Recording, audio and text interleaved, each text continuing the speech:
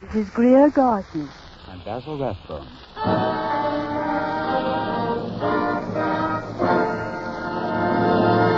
The Gulf Screen Guild Theater.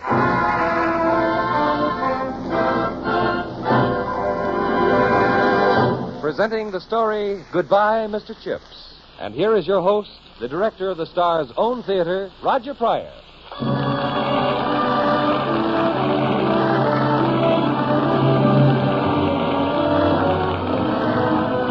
Good evening, everyone. Your neighborhood good Gulf dealer and the Gulf Oil Companies welcome you again to the Gulf Screen Guild Theater. Tonight, it pleases me more than I can tell you to present here one of the most beautiful stories of all time, James Hilton's Goodbye, Mr. Chips, starring Basil Rathbone and that beloved Mrs. Chips, Greer Garson. Speaking for myself, Roger, it pleases me more than I can tell you to be here, and I am delighted that Basil Rathbone is to play Mr. Chips. I think when our story is finished tonight, you will all agree that he has given one of the finest radio performances of this or any year. Thank you, Greer. Ladies and gentlemen, in just a moment, our curtain will rise on the Gulf Screen Guild Theater presentation of Goodbye, Mr. Chips. Meanwhile, Bud Easton wants to remind you of something. All right, Bud? Folks, you've probably been preparing for this fall weather in lots of ways. For instance, getting out your overcoats and sweaters and such things. Well, don't forget to prepare your automobiles, too. Now's the time to change that dirty, worn-out summer oil for a crankcase full of the right seasonal grade of Gulf Lube motor oil. Gulf Lube is the finest motor oil Gulf has ever sold at a regular price. It's refined by the exclusive Multisol process. It resists the formation of sludge, helps prevent hard carbon deposits, and gives you surprisingly long mileage. And, folks, when you change to Gulf Lube motor oil, here's something else it will pay you to do at the same time. Protect the wearing points in the chassis and running gear of your car with Gulflex registered lubrication, the newest and most scientific lubrication in the market today. Yes, let the Gulf man protect your car in these two ways, with Gulflex registered lubrication and Gulf Lube motor oil. Right you are, Bud. And now Oscar Bradley's music opens our story tonight, and you'll hear Basil Rathbone and Greer Garson in Goodbye, Mr. Chips.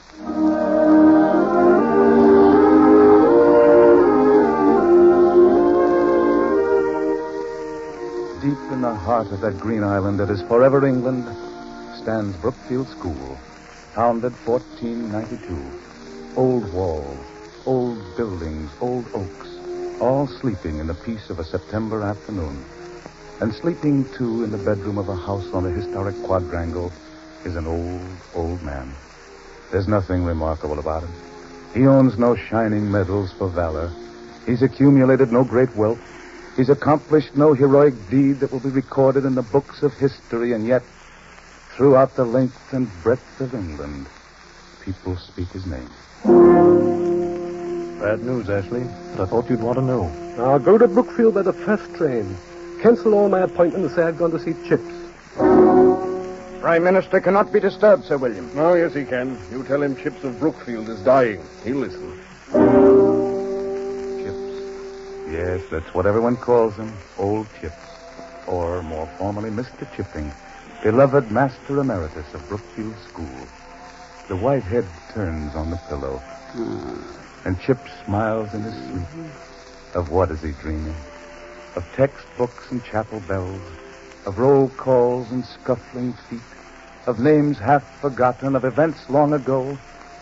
Perhaps dreaming of the desolate figure of an unpopular middle-aged teacher as he stands in the schoolyard on the closing day of a school term. Dream on, Mr.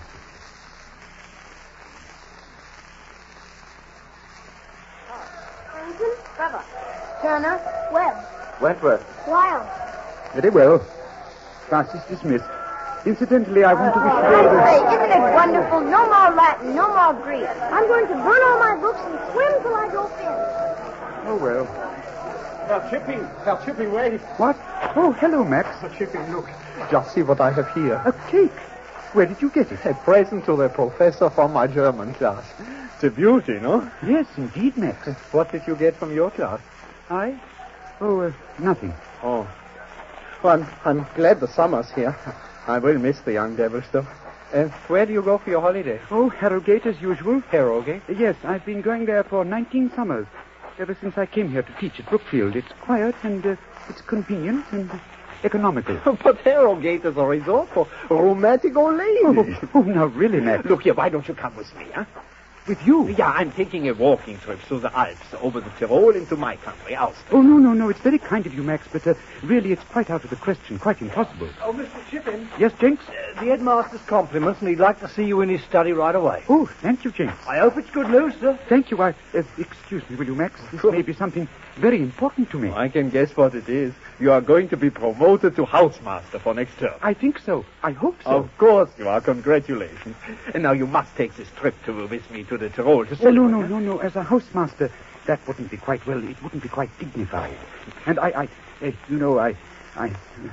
must think of that, because, well, I'd better not keep Chatteris waiting. Now, don't be nervous. Look him straight in the eye. Oh, I shall indeed. Goodbye, Max. Auf Wiedersehen. A housemaster. Think of that. A housemaster at Brookfield. I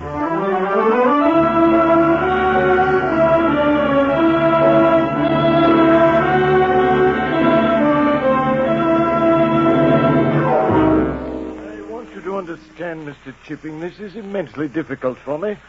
But frankly, the Board of School Governors feels that any man in the housemaster post should be popular with the boys.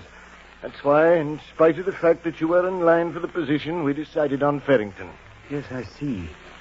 This is a very great disappointment. Mr. Chatteris, I seem to have been a failure here, and I don't quite know why. Now, Mr. Chipping... When I came to Brookfield, I'd never taught before. It was the big chance of my life. Teaching was my great ambition. I was fiercely determined to succeed. But somehow, from the very first day, I missed the trick of getting the boys or anyone else to like me. Instead of a friend, a teacher, I've become, well, just a disciplinarian. The board has no complaint to make about your work, Mr. Chipping. We would like you to remain in your present post, if that is agreeable. Yes, of course. It has to be agreeable, doesn't it? Do you know of another school that would accept a teacher who has got nowhere in 19 years? Thank you for your consideration, Mr. Chatteris, and good day. Have a nice holiday, Mr. Chipping. You're going to Harrogate as usual, I suppose. Harrogate? You do know all about me, don't you, Mr. Chatteris? Ever since the day I came here, you've known what I thought, what I felt, and how I'd turn out. Now, Mr. Chipping... But this time you're wrong. I'm not going to Harrogate. I'm going abroad on a walking tour. Yes, Mr. Chatteris, I feel I need a change. And by this time next week, who knows, I may be climbing the Alps.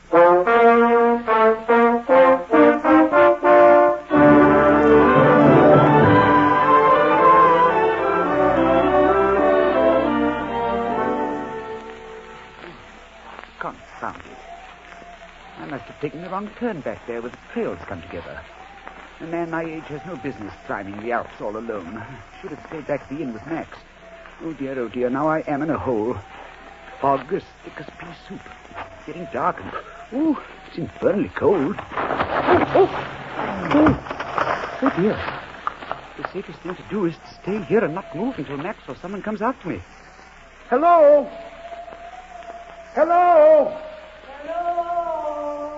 What an extraordinary echo. Hello! But that's very strange. Well, in all my experience, good heavens, it's not an echo. It's a woman. Hello! Are you in danger? Stay right where you are. Don't be frightened. I'm coming. Hello! Hello! Oh, she doesn't answer. She must have fallen. Hello! Hello! Hello. What? Oh, hello. Are you all right? Oh, yes, quite thanks. This fog's rather a nuisance, isn't it? You shouldn't be moving about, you know. It's very foolish of you. Foolish? I heard you call and I thought you were in some difficulty. What, you mean you climbed up here in this fog to rescue me? Yes, indeed. I never heard of such stupidity. Well, I'm probably a much better climber than you are. Then what were you screaming about? I wasn't screaming. I just let out a shout at random, trying the echo, you know. Oh, really, it was idiotic of you to take such a risk. And rather wonderful. Oh, not at all. Well, anyhow, I'm awfully glad you came. It was going to be very lonely. Won't you sit down? This rock is quite comfortable, as rocks go. Oh, yes. My name is Chipping. Mine's Ellis. Catherine Ellis. Have a sandwich? Oh, have you... Oh, yes, loads of them. Here. Well, thank you. I am hungry. That one's ham. Yes. Pardon. It's very good, too. I'm sorry I wasn't in any danger. It was rather inconsiderate of you. What are you doing alone on a mountain? My friend didn't feel like climbing, so I left her down at the inn. We're bicycling. Bicycling? Yes. Do have another sandwich. Thank you. Good heavens, I didn't know that ladies rode those awful things. I'm afraid they do, Mr. Chipping. With one leg, I beg your pardon, I mean, one limb on either side of a saddle. Now, how could anyone ride a bicycle side saddle? But what happens to your dress? Oh, they breed female bicycles now. Didn't you know? Really? Ladies riding bicycles. It's quite daring, isn't it? No, not at all. Well, being a schoolmaster, I may be a bit old-fashioned. You see, I've never been what they called a ladies' man. Afraid of them? Terrified. Oh, not of me, I hope. No. No, it's very strange, but I'm not. Perhaps it's the altitude. Tell me, do you experience a sort of exhilaration? Definitely. As though we owned the mountain? Every stone of it. We're pretty superior persons. We're gods. Yes, it must be the altitude. Yes, we'd better start getting off this mountain at once. What, in all this fog? Well, we've got to get back to the inn. It'll soon be night. Well, what are you saying? Why, we both miss the park and be killed. Oh, I'm staying here. But it's damp. It's cold. Yes, isn't it? I'm freezing. Oh, dear me, how rude of me. Here, do take my coat. What, and leave you unprotected? Of course not. Oh, I'm warm enough. Really, I am. No, I have a much better idea. It's a big coat, and we'll share it. Oh, like this. Say now, really. There, see? Oh, there's nothing wrong with this, is there? Cozy, isn't it? But good heavens, Miss Ellis, suppose someone were to see you. What would they think? What could they think? Now, who's going to see us away up here on a mountain? May as well face it, Mr. Chipping. We're here for the night. Oh, I'm sure someone will discover us before morning. They've got to rescue us before morning. And what if they don't, Mr. Chipping? Well, in that case, Miss Ellis, as you said, I suppose we'll just have to face it.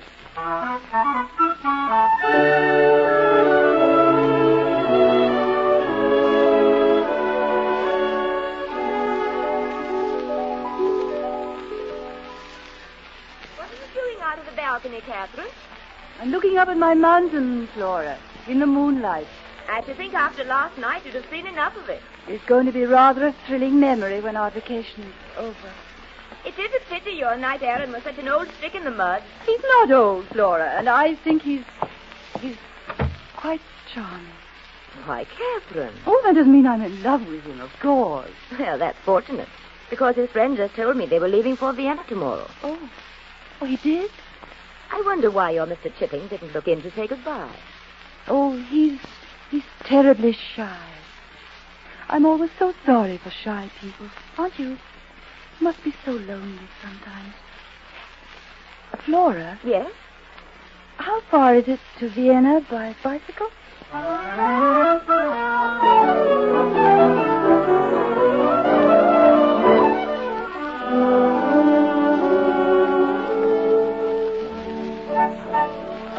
Isn't it the most amazing coincidence, our meeting in Vienna, Mr. Chipping? You know, you were the very last person on earth I expected to see. Believe me, it's the most wonderful thing that ever happened to me, Miss Ellis. Oh, waiter. Yes, sir. Some wine, please. Oh, no. Look, bring us champagne. Yes, sir. Perhaps Paul Roger, 1865. Oh, dear me, no. Nothing as old as that. We want something fresh, the very best. Fresh. Yeah. I feel like a little girl at her first party. So do I. Well, that is, of course, I feel like a small boy. Perhaps we feel young because this room is so old. Did you know that the Treaty of the Five Kingdoms was drawn up here nearly 100 years ago? I shall always think of it as the place where I dined with you. Thank you. And I shall never forget they were playing the Blue Danube Waltz. Wouldn't you like to remember that you danced to it? Dance? I? Of course. Oh, no, I couldn't possibly. Why not? Well, I haven't danced for years. Then it's high time you started again. Oh, no, not before all those people. Well, of course, if you really don't want to. Oh, it's not that. It's, I do want to. It would have been fun to remember. Yes, it would. But, Miss Ellis, Yes, Mr. Chipping. may I have the pleasure of this dance? Oh, Chips, you darling.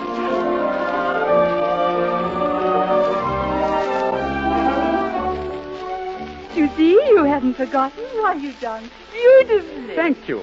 Now, reverse. Reverse? Oh, I don't believe I could. That's it. You see how easily it's done? Yes, by heavens, I did make it, didn't I? I haven't had such fun in years. Neither have I. It's a pity it has to end so soon. So soon? Yes. I have to start for home tomorrow. Oh, but look here, you can't, you... Reverse. Hey, what? Oh, yes. I shall have so much to remember when I get home. So shall I. Marvelous memories. Miss Ellis, Kathy, there's something I'd like to ask you. Yes, Mr. Chipping. Of course, it's very presumptuous of me. I couldn't possibly expect a favorable answer. Why, what is it? Well, it's this. I haven't much to offer, but would you consider... Yes, Mr. Chipping. Could you... That is, would you consider trying that dance step again? Reverse, Miss Kathy.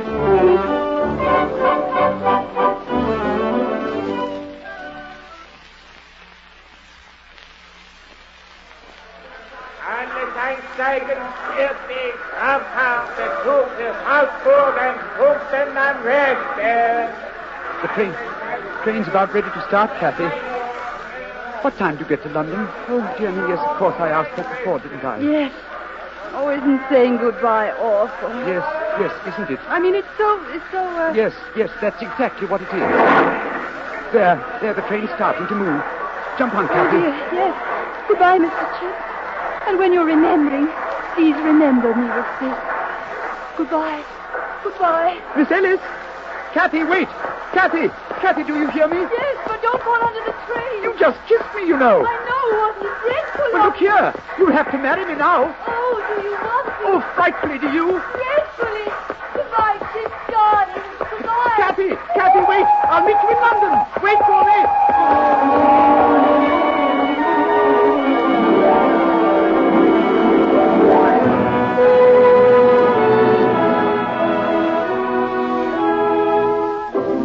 I say, this is a dirty trick on your part, Max, getting us here to meet the newlywed. Yes, any girl who'd marry Chipping must be a fright. Chipping's bad enough, but now we'll have to put up with a Mrs. Chipping, too. Come up and stay out. Put that tea away, Max. Yes, let's shorten the ordeal as much as possible. And Max, for heaven's sake, don't ask them to sit and stay.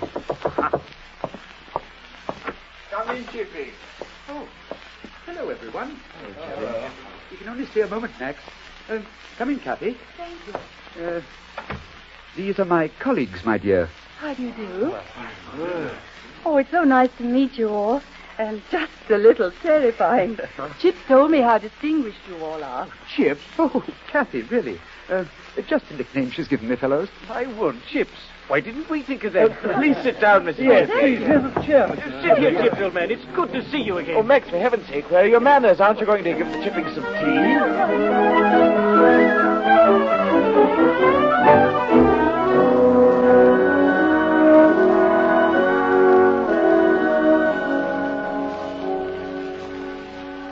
Thank you, Mrs. Chipping. It was a jolly party, Mrs. Chipping. The scoundrels were wonderful. Goodbye, Mr. Chip.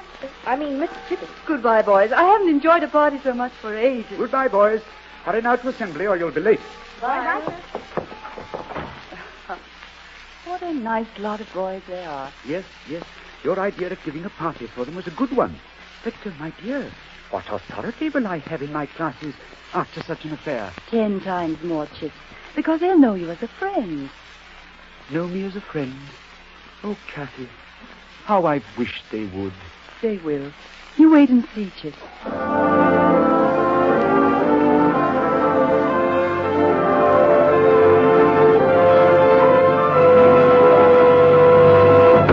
Kathy, where are you? Oh, the most glorious news. Wilkinson is leaving, and I've been advanced to housemaster.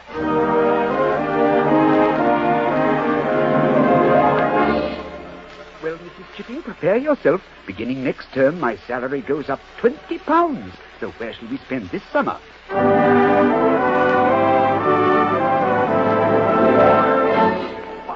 wonderful news, Chips. Thanks, old man. I wanted you to be the first to know. Of course, I hope it will be a boy. So do we. Both Kathy and I would like him to go to Brookfield, you know.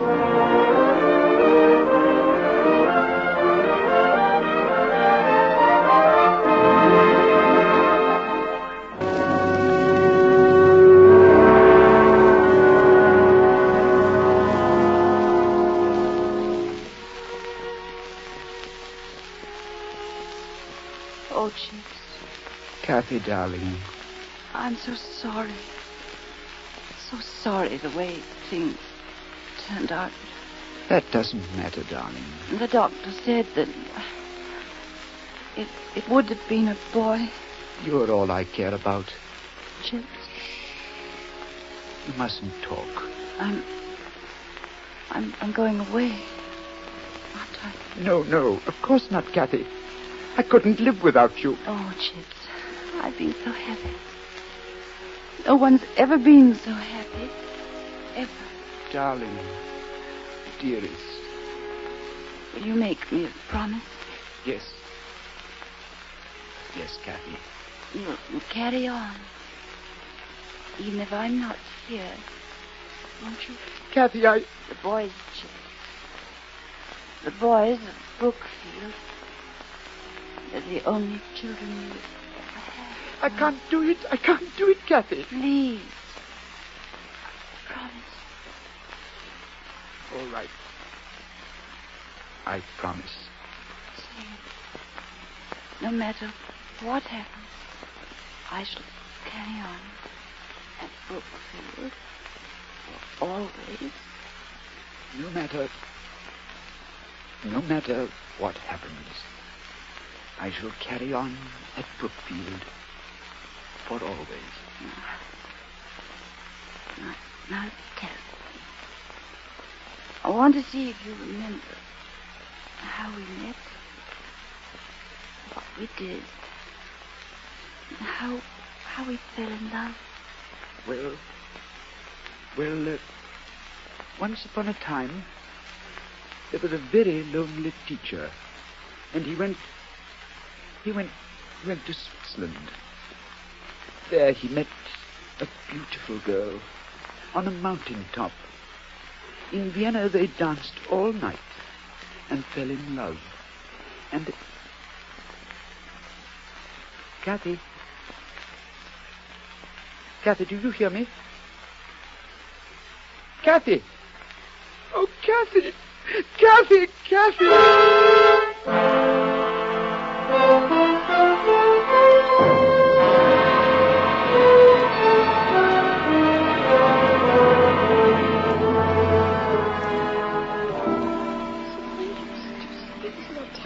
Will please come to order. Did you hear? Mrs. Chips is dead.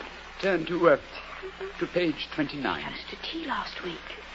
The first paragraph at the top of the page. I don't know what Chips will do without her. Collie, will you begin the translation? Yes, sir. In every age, the barbarians have oppressed. Go on, Collie. Yes, sir. Have oppressed. Oh, I can't. Collie, please. I know how you feel, but we must go on. That's what she wanted. For all of us to carry on at Brookfield for always. Now come, Collie. Read with me. In every age, the barbarians have oppressed the peaceful nations all over the world who neglect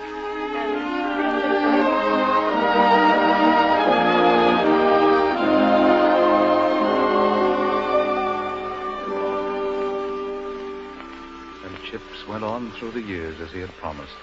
He saw 3 generations come and go. He became headmaster of Brookfield and was the most honored, most loved man the great school had ever known. Then, in his 85th year, he retired. And now, mourned by all of England, old Chips is dying. The doctor and the present headmaster of Brookfield are in his room. Chip's eyes open slowly as their voices come to his ears. Remarkable character, Marsham. A great character, Doctor. I knew him and I knew his wife. She died many years ago, I understand. Yes. That's her picture there on the table by his bed. Ah, lovely head. Pity he never had any children. What was that you said about me? Nothing, Chips. We were just talking and waiting for you to come out of that beauty sleep of yours. No, I heard you. You said it was a pity I had no children. But I have. You know, I have thousands of them. And all boys. Chips. Chips. He doesn't seem to hear you. Is it the end, Doctor? I'm afraid so.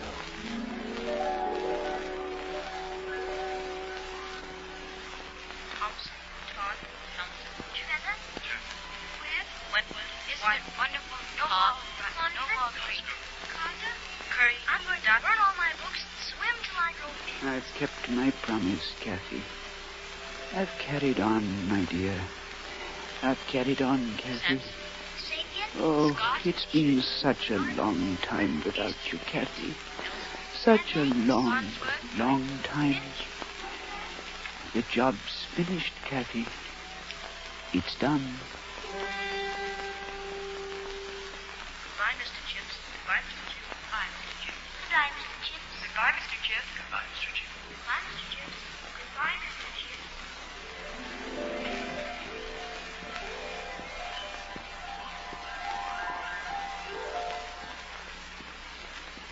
Hello, Mr. Chips.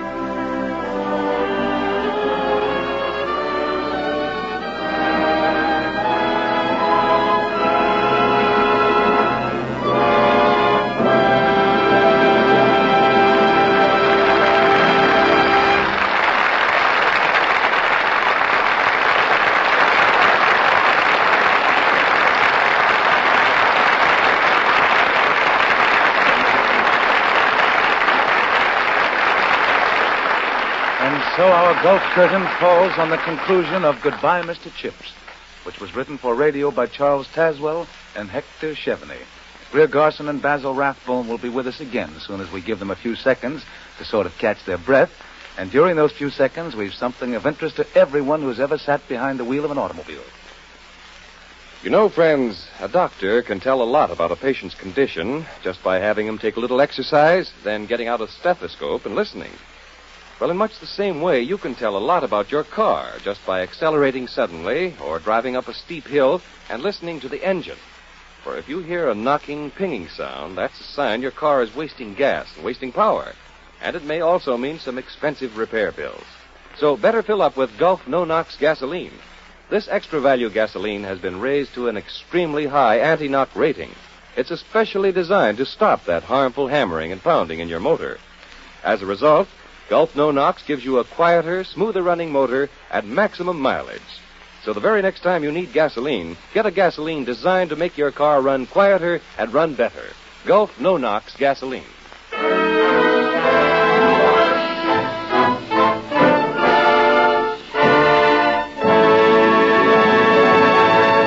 Basil, I want to tell you that your performance was all that Greer said it was going to be. Thank you. And as for you, Greer, your interpretation of Mrs. Chips, both on the screen and on our program tonight, will always constitute one of the really fine performances of our time. Thank you, Roger. That's sweet of you. What's your dramatic treat for next week, Roger? We're going to do that delightful comedy melodrama hit of stage and screen, The Amazing Dr. Clitterhouse. Oh, that's wonderful. I hope you'll have Eddie Robinson starring in it. You can bet on that, Greer. We'll not only have Edward G. Robinson playing Dr. Clitterhouse, the scientist who became a crook, but in addition, we'll also have Humphrey Bogart and Marcia Hunt. So be with us next week, won't you, friends? Until then, this is Roger Pryor speaking for your neighborhood good Gulf dealer and saying, good night, everyone. Now, a special announcement. If you would like to have a beautiful full-color portrait ready for framing of Loretta Young, be sure to get the new issue of Photoplay Multi-Mirror magazine, now available at all newsstands. Bud Easton speaking. This is the Columbia Broadcasting System.